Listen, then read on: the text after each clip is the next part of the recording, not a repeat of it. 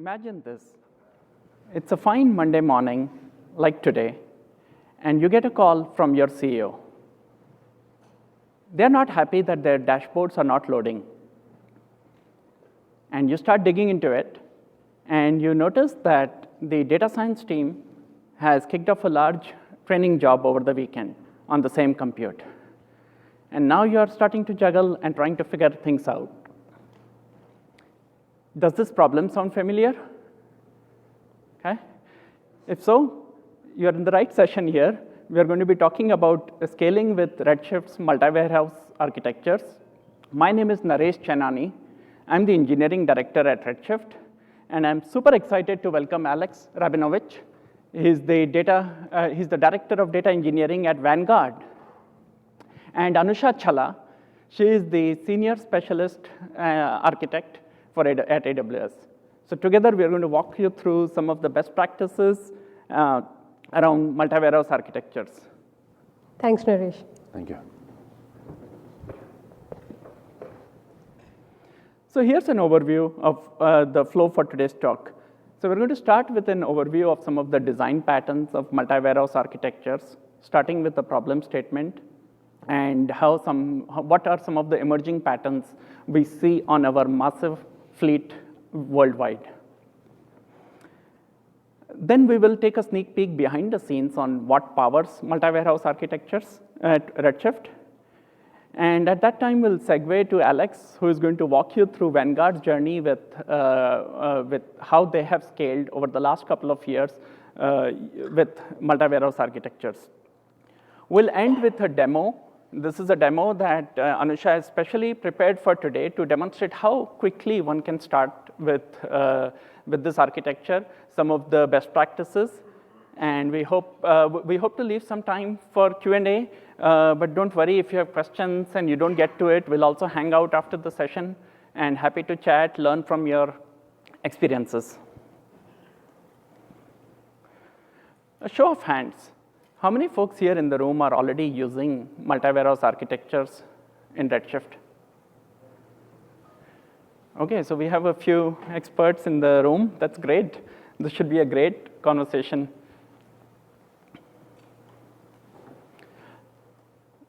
Before we dive deep into design patterns, let's look at the problem statement. So what you see on this picture here is this large hexagon that resembles a monolith compute, a single compute cluster. And what you see running on this are a bunch of applications.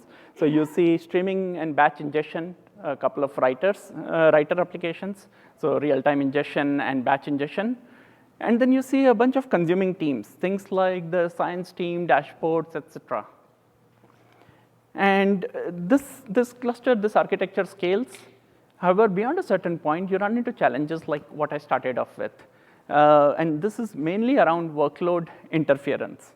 So what happens is, like the batch ingestion, if it has a ton of data to be ingested, that can start interfering with your ingestion SLAs if science and dashboard teams are also trying to do the work there.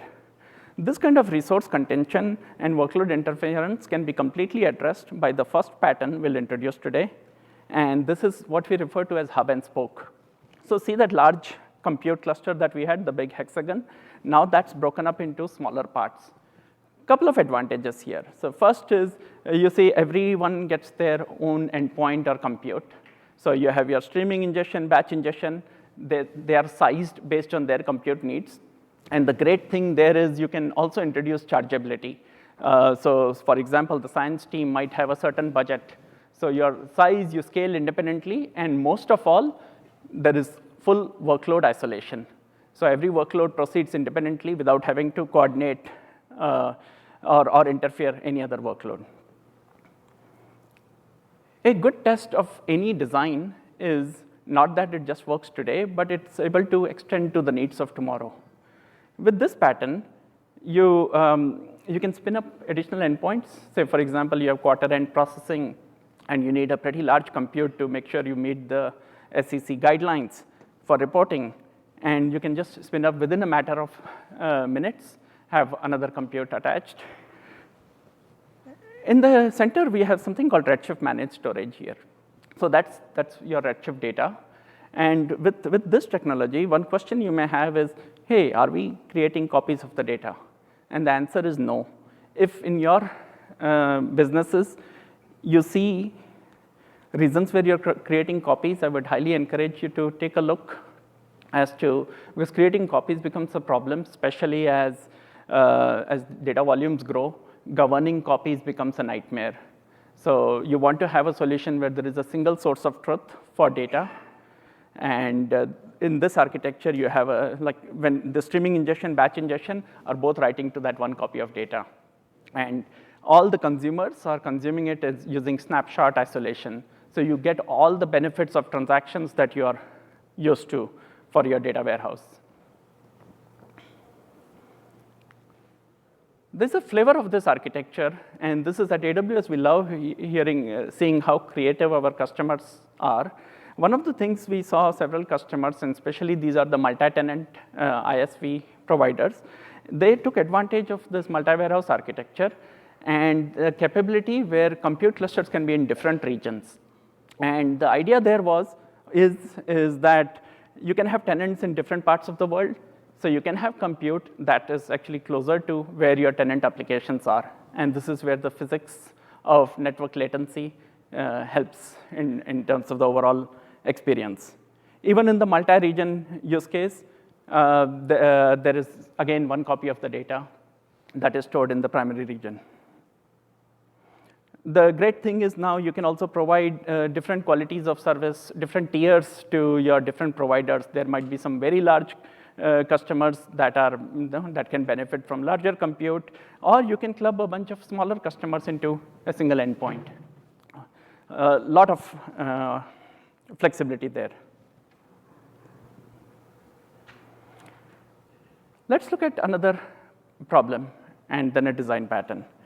So this is very similar, where now again you have a monolith cluster, and this time instead of different applications, you have different teams.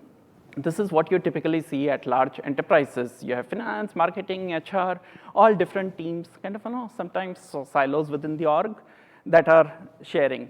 And this leads to complex coordination once again, where, say, for example, if finance is trying to get to their month-end closing and marketing is trying to figure out an upcoming campaign, now they have to coordinate if their needs are not predictable.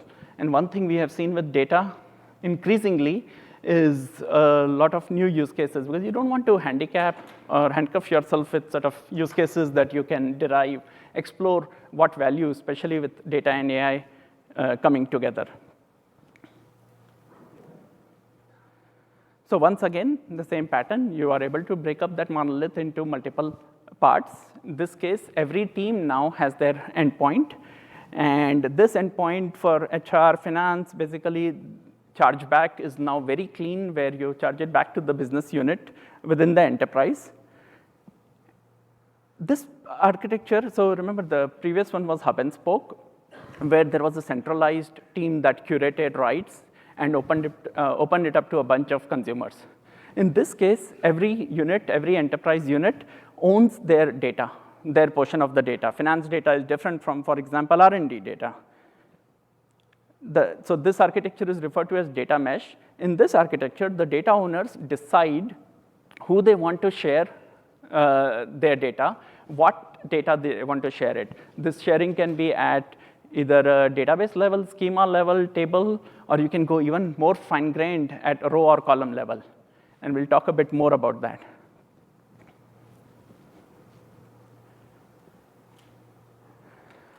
Let's now take a look at behind the scenes of what powers multi-warehouse architectures at Redshift. So at the storage layer, what we have is Redshift managed storage. So this is a high performance columnar.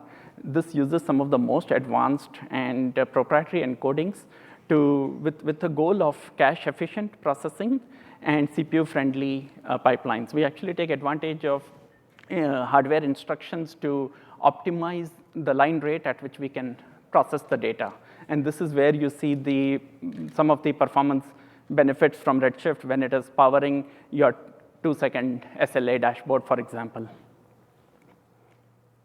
On the compute side, you have a mix of Redshift and provisioned. And there is one emerging pattern that we are seeing with our customers is an hybrid architecture where you use some provisioned for your steady state, predictable, always on kind of workloads, and a bunch of serverless for your line of business units to handle use cases for sporadic access, spiky access, where properties of serverless like scaling up and auto scaling are beneficial.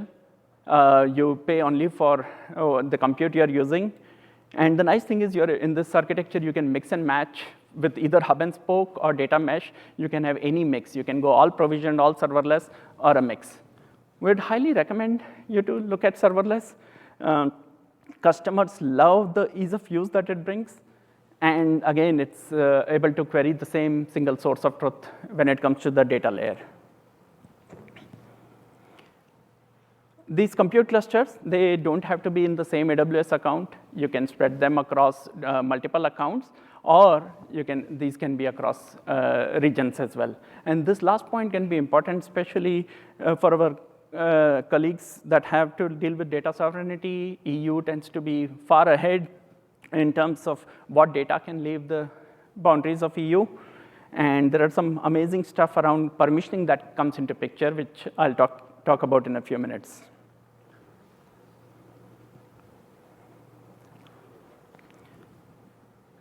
So this is a new capability that we launched last week. This unifies governance for your multi-warehouse architecture. So far, multiple times in my talk so far, I mentioned how there is a single copy of the data.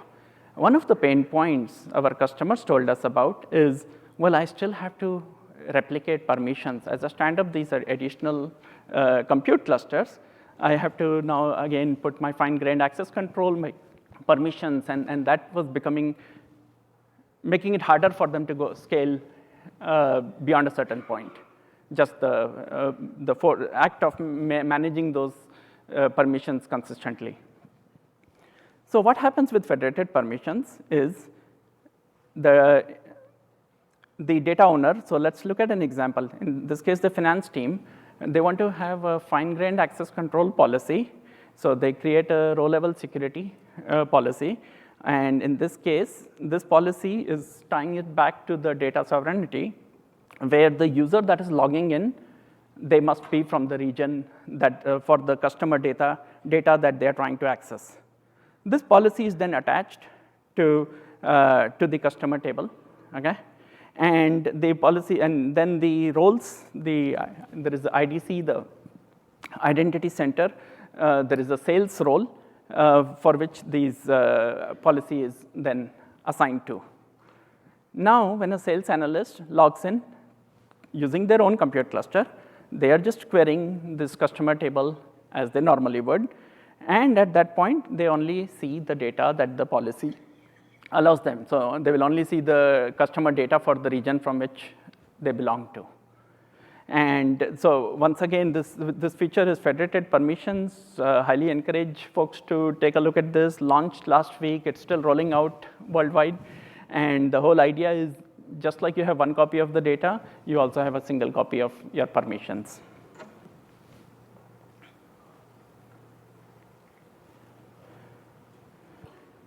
So we talked a bunch about Redshift's managed storage. So this is your highly optimized data for analytics, which is stored in Redshift. The other trend we see is more than half of our largest customers are also using, in addition to Redshift, also some lake data. So, and Iceberg is an emerging trend we see across AWS. Open table formats like Iceberg are extremely important because they provide you the transactionality benefits, which are important to many applications. And then you also have the flexibility that any consumer, any engine that can read Iceberg data, because it's an open standard, then you have the interoperability. With Redshift, you can combine data that is in Redshift with your Iceberg data or Parquet data. In fact, the same query can even join data across these two tables. So if you have, I don't know, say landing zone data that's in your lake, and then you have highly curated data. So as you are building applications, you are joining them within the same unit of work. This year, since beginning of the year till today, we have launched more than 2x performance improvements to Iceberg query processing when you're querying using serverless Redshift. And this is just keeping up with the custom. There are a bunch of things around advanced statistics that we collect on the data and including the high performance. Some of the query processing techniques that we have for Redshift, we are actually extending that to Iceberg. And we are not done yet. This journey is going to continue. We also introduced writes to Iceberg. So far we have been talking about reads. Writes for append-only workloads, that was launched a few weeks ago.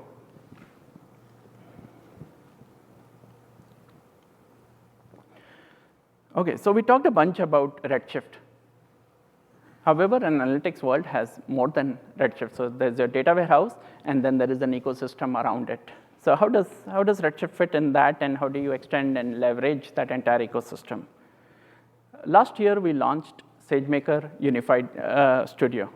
This was a landing place for all things data and AI.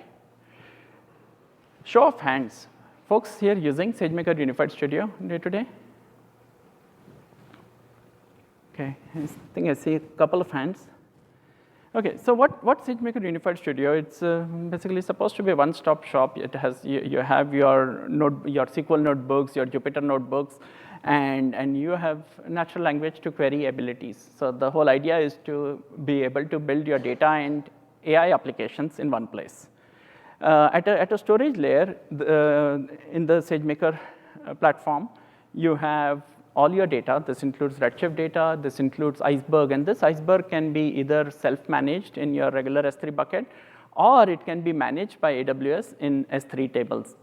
And one of the advantages why you may want to consider S3 tables is you actually get better performance, because S3 takes care of heavy lifting like compaction. Small data files tend to be a problem when accessing lake objects. So S3 by compacting takes sort of a heavy lifting away. And this is going to continue with more and more stuff coming in collaboration between engines and S3 tables. So highly encourage folks to take a look at this. All of this data is then visible into the SageMaker catalog, so you can discover and govern that data. And so far, we have been talking about how you can use a mix of Redshift serverless and provision. So all your data warehousing use cases are satisfied. Now, taking a step ahead, right? So you may have other engines like Athena, or you may have a Spark job that is doing data processing, transformations. All of that is part of the same experience, where you are able to consume any of this data, say, for example, from Spark. And the key thing that enables this is all of the interfaces are using Iceberg's IRC, which is the Iceberg REST Catalog API. It's an open API. Then you have your BI and orchestration tooling, the Quick Suite and the Airflow to orchestrate your jobs. And last but not the least, then you have your GenAI applications. And we are increasingly seeing a lot of my conversations this year with our customers have been, hey, how do I make it easy for my agentic applications to consume my Redshift data? And I'll talk a bit about that in a second. We see data and AI are really two sides of the same coin. It's the right context can make really a huge difference to the efficacy of your agentic AI applications. Remember, I mentioned that the key thing here is all the access is through the IRC, the Iceberg REST Catalog API. What that means is that it also gives you the power that this access to this whole ecosystem is not limited to AWS tools and engines. You can actually bring any third-party engine that speaks that API.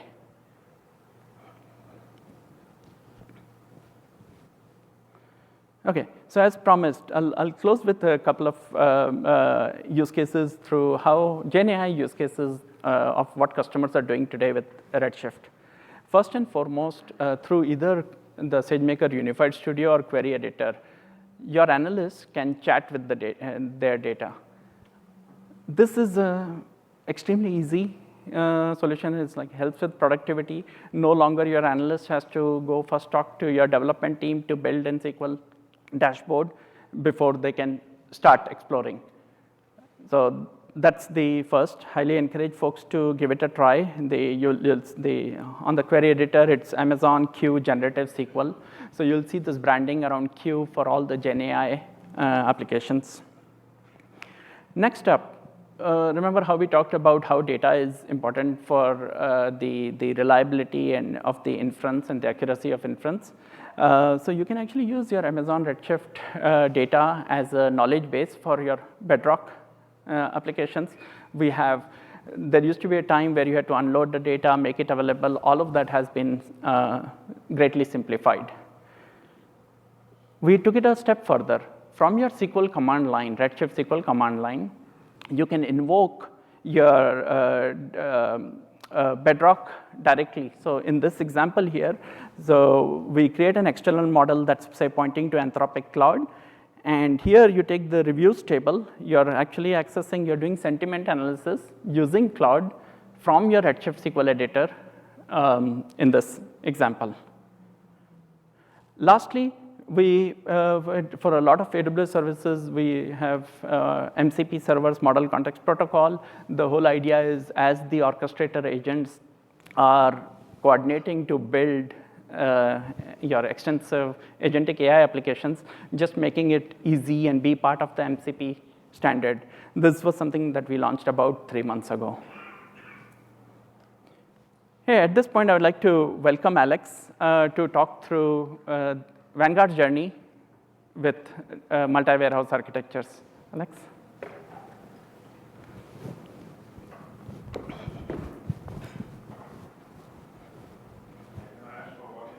Various design patterns on how to build multi-warehouse architectures.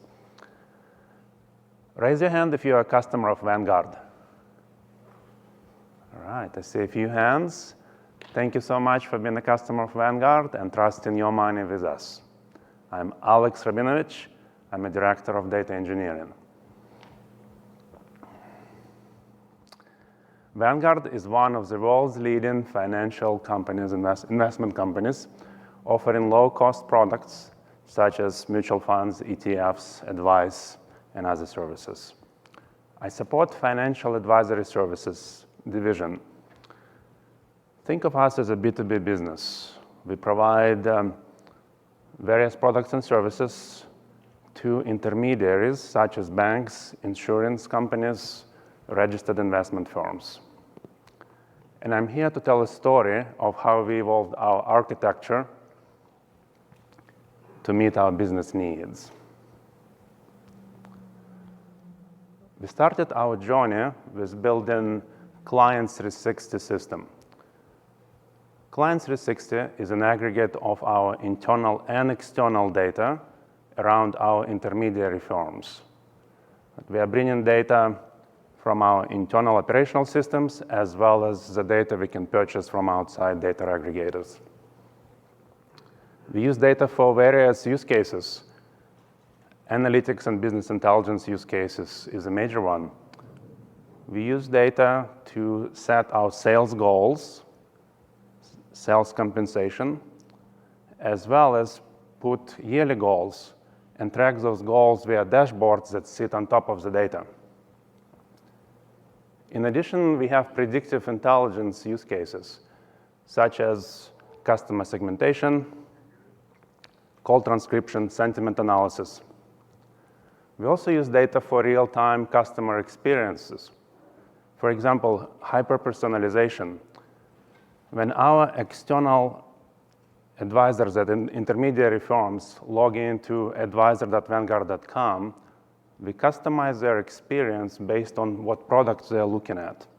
That intelligence that goes into our sales team, and now our sales team is equipped with information so that we could connect with the right advisors and give them the right information at the right time.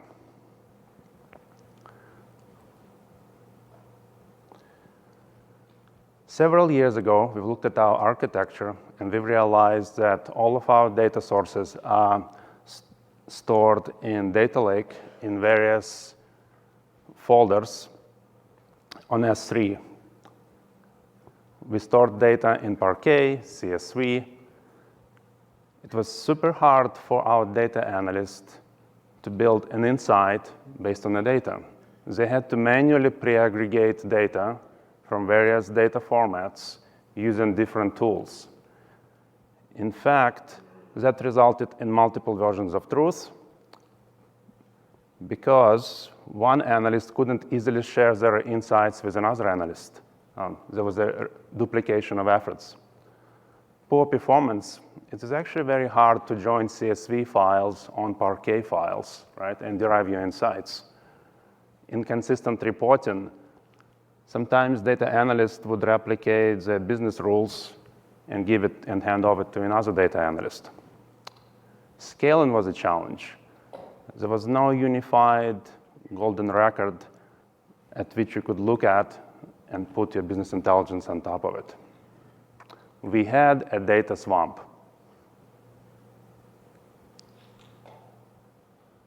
We have gone into our first wave of modernization, and we decided to build centralized enterprise data warehouse, Client360, on a Redshift provision platform. We took the data from our data lake, transformed it through Amazon AWS Glue services, and loaded the data into Amazon Redshift provision server. We have unlocked several use cases: business intelligence, analytics, as well as data science. We have seen a lot of benefits after the first wave of modernization. We now had golden source. The data was in one place. It was very easy for us to put business intelligence on top of centralized data warehouse. We have seen significantly better performance because the data has been pre-aggregated. And now, whenever you query, you would utilize high-performance compute and storage of Redshift. We've also seen better trust from business because the data would show up consistently across different business intelligence use cases. And we were able to unlock new use cases. My favorite one is comparative product analysis, where our data analysts were able to look at Client360 data, compare the products Vanguard offered to the products that our competitors would offer. As a result of that deep insight and deep research, our analysts recommended new products to be offered by Vanguard, which Vanguard offered later on.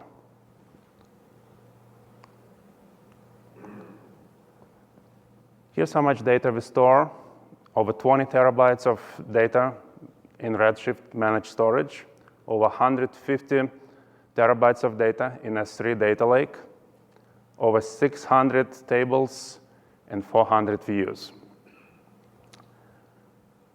We have around 100 active users composed of analysts, data engineers, and data scientists who place over 500,000 queries a month. All of that is powered by thousands of batch jobs.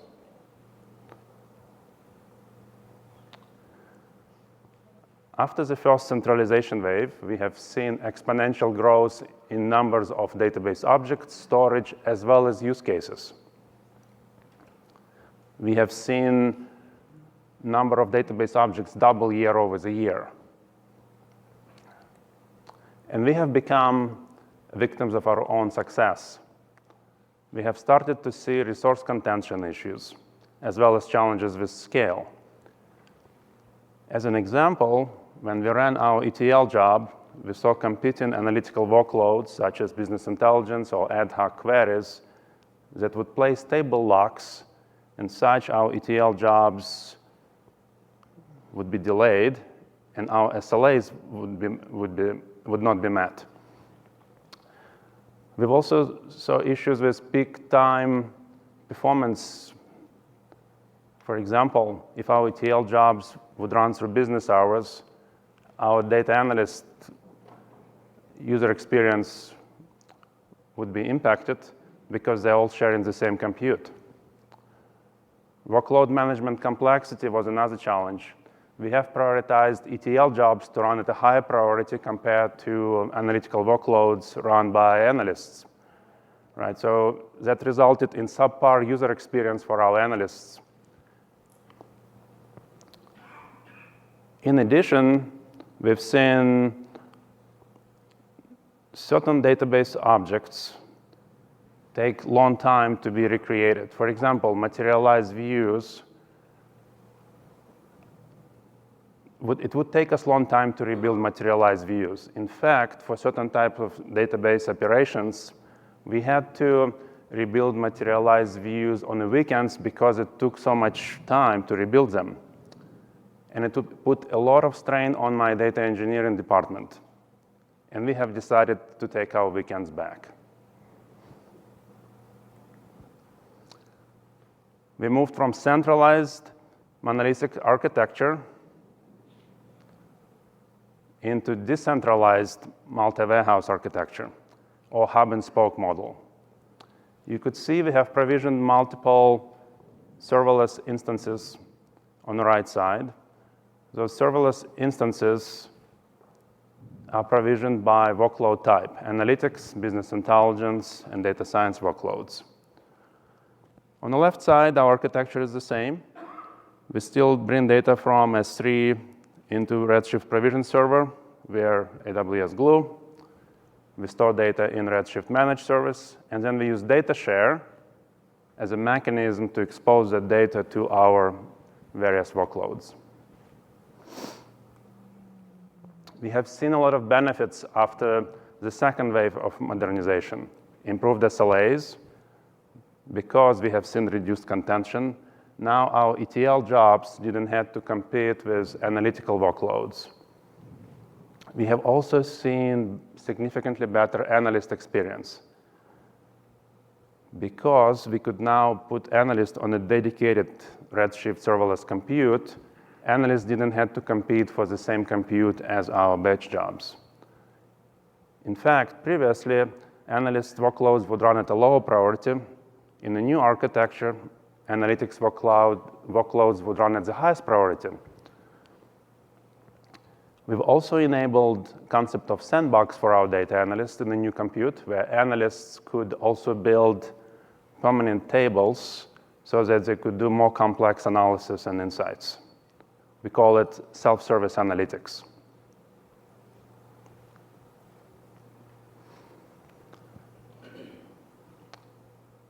We saw additional challenges. The biggest one is centralized data ownership. As you can imagine, managing 1,000 database objects in centralized data warehouse brings complexity such as data governance.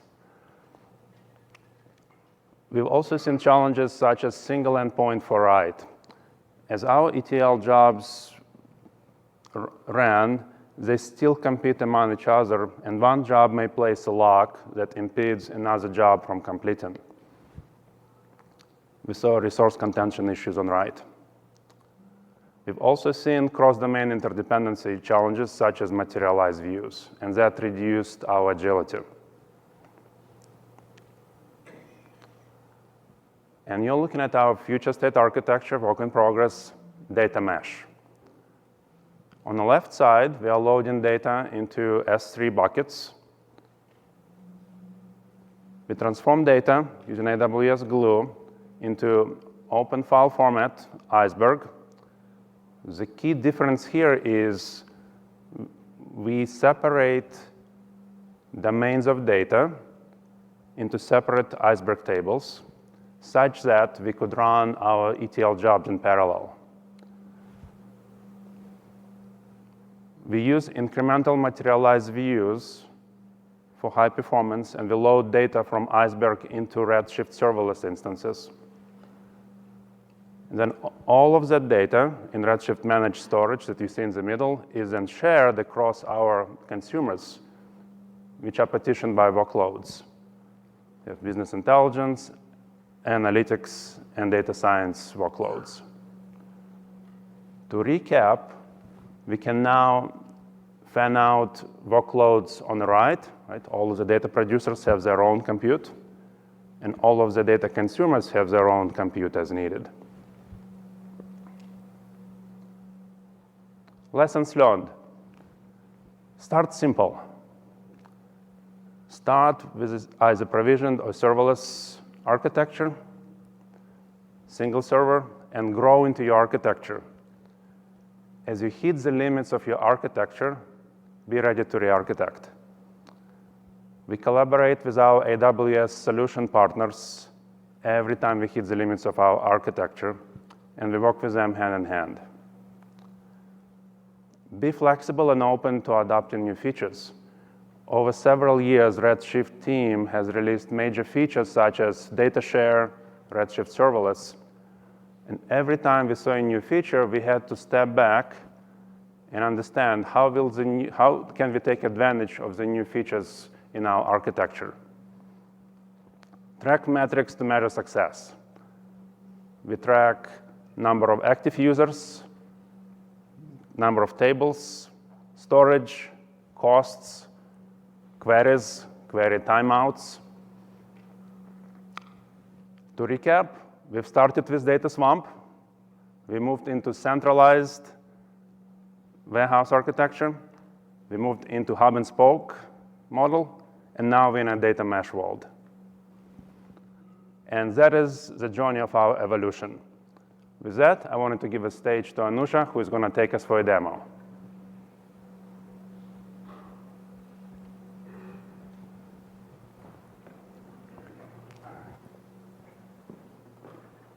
Thank you so much, Alex, for sharing your journey.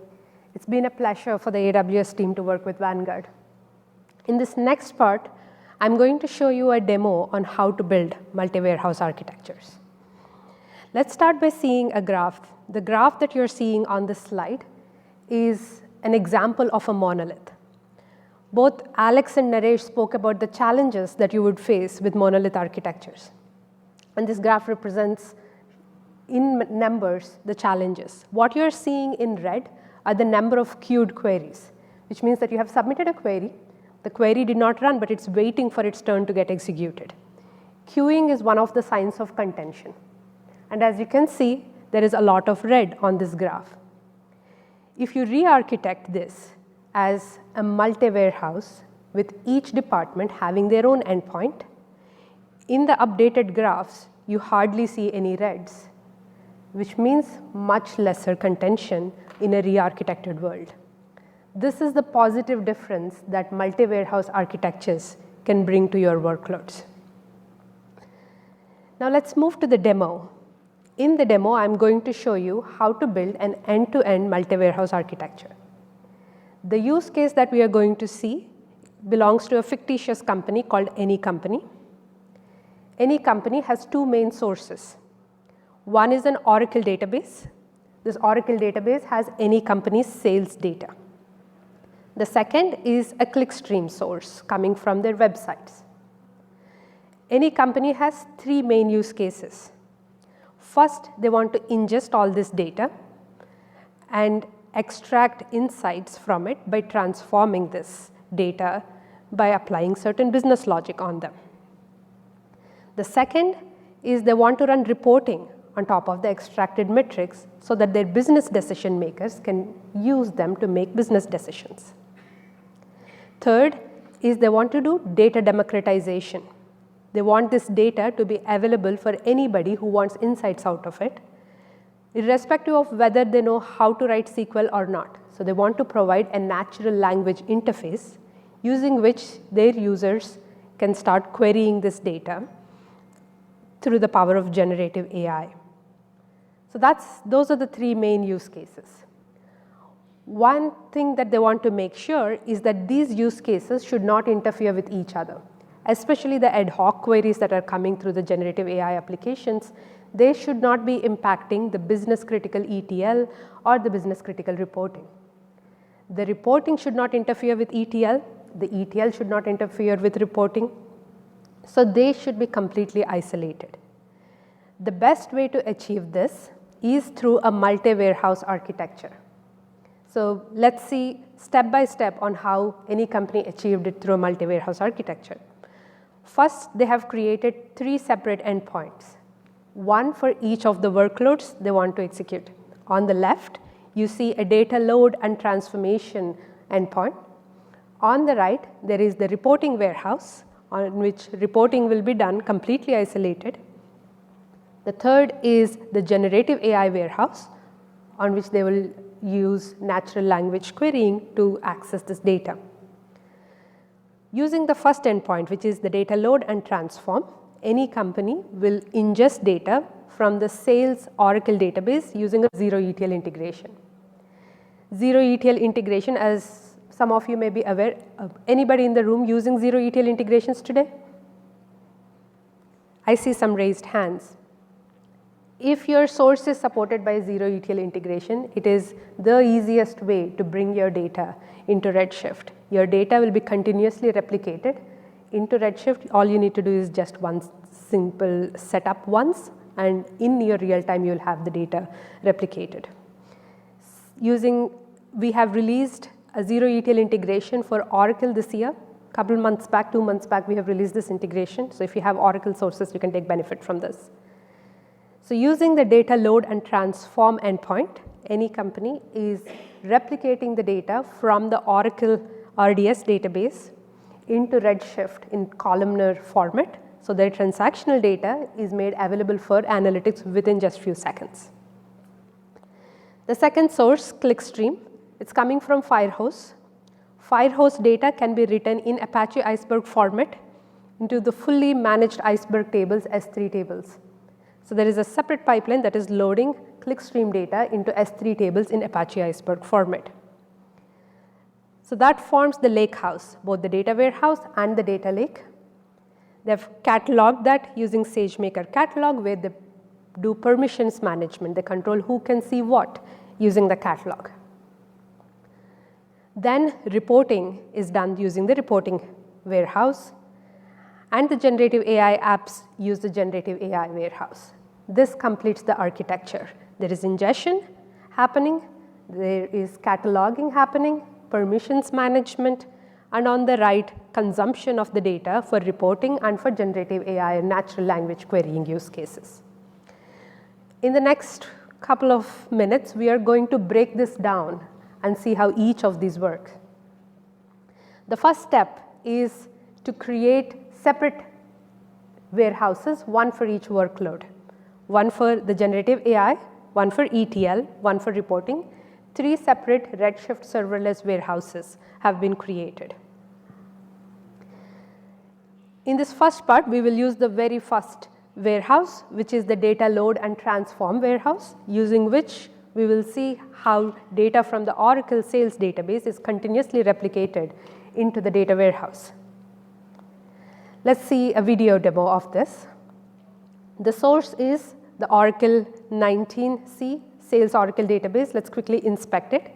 It has a schema called sales schema, which has 24 tables inside that schema. Now let's see how this can be replicated into Redshift in near real time. So for that, we'll go to zero ETL integrations, and we'll go down and say create a zero ETL integration. Give this integration a name, and then you can choose your source. For source, we are going to choose that sales Oracle database. Chosen it, and now I'm going to say replicate only sales by providing an expression saying replicate only oracle.sales.star. Then I'll choose a target here. The target that I'm going to choose is the ETL data warehouse that I've created earlier, and that endpoint will be used to do the ingestion. Once you verify everything, you can go ahead and create the zero ETL integration.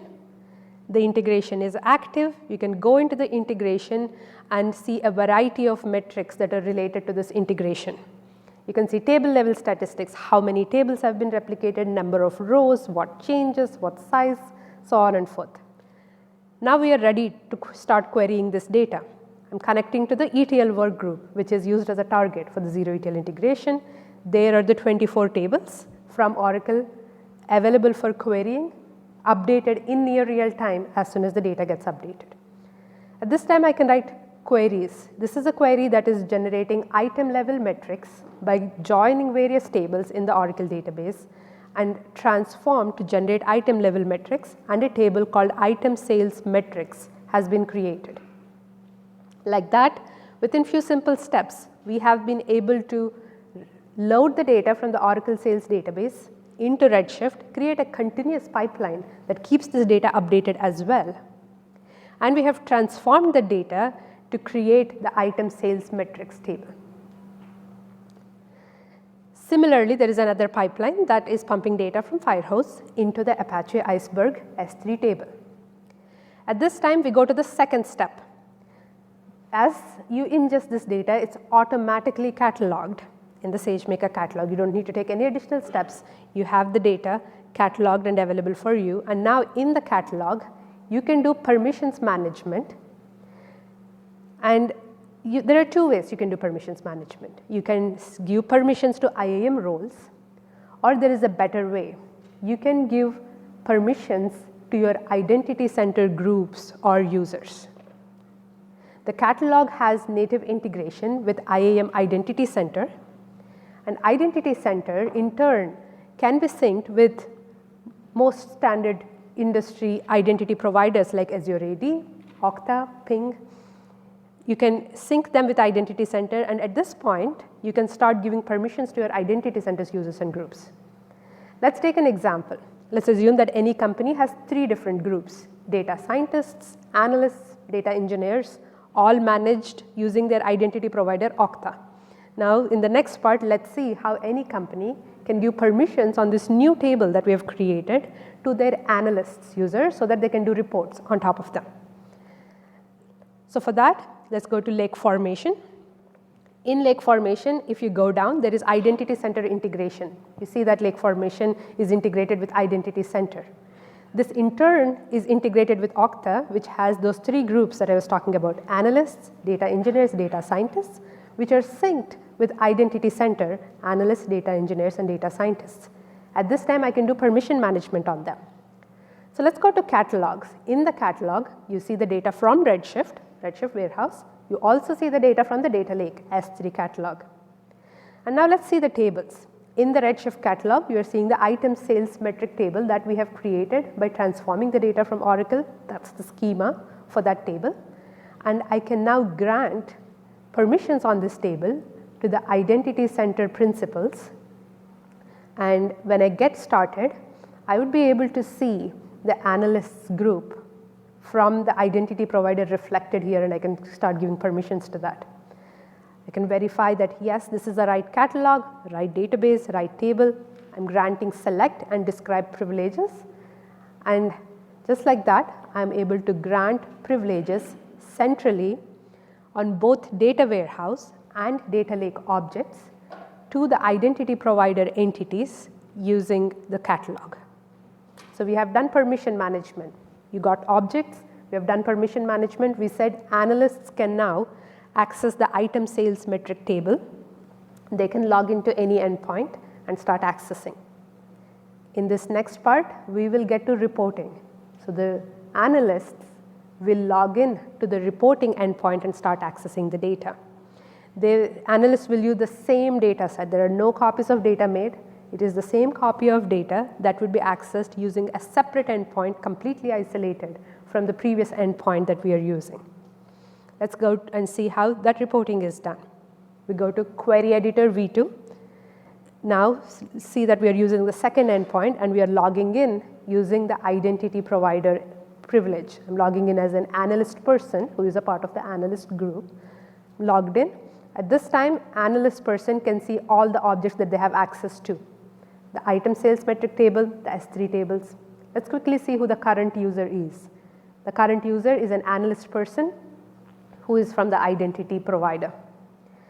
Now this analyst user can run reporting queries by combining the data from the data warehouse and from the data lake in Apache Iceberg format, getting events data and the customer data, combined together a simple query to get what is the total number of customers, how many clicks they have made, and those are the metrics. Similarly, hundreds of reporting queries can run on this reporting endpoint, and they will not impact the ETLs that are happening on the other endpoint. That way, both these critical workloads SLAs are met. Now, the last step, natural language querying using generative AI. For that, let's go to Bedrock.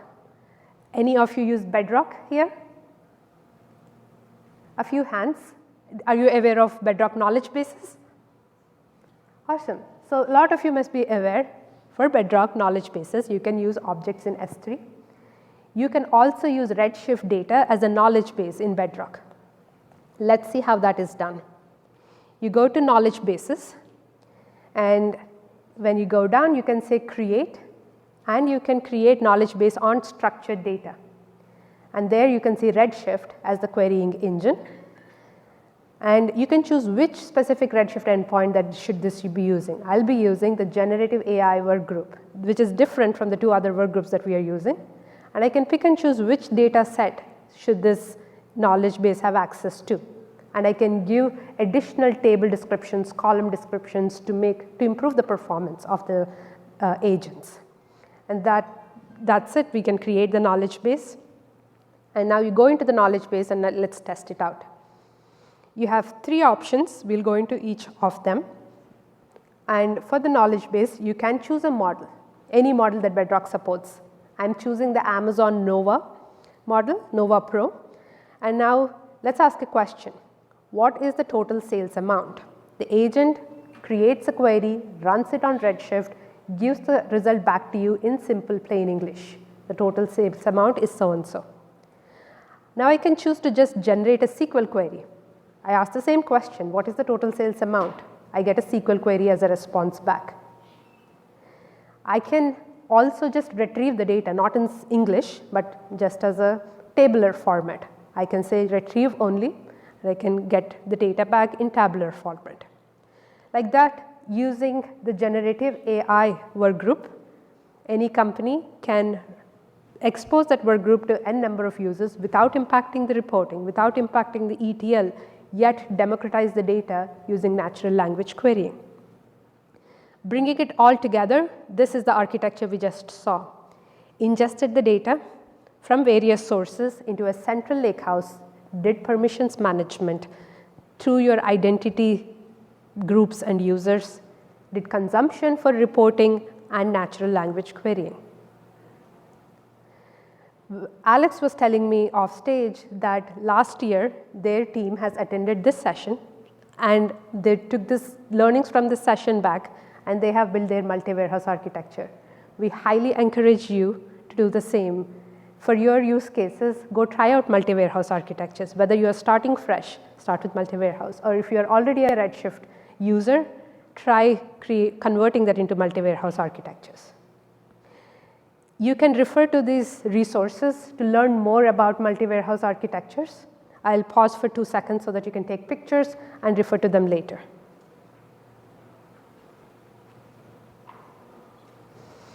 All right. That's the end of our session. Thank you so much for attending. Please do take some time to fill in the survey and feedback. It will help us a lot to improve ourselves. A special thanks to Alex for coming out here and sharing his story. We now are happy to take any questions you may have.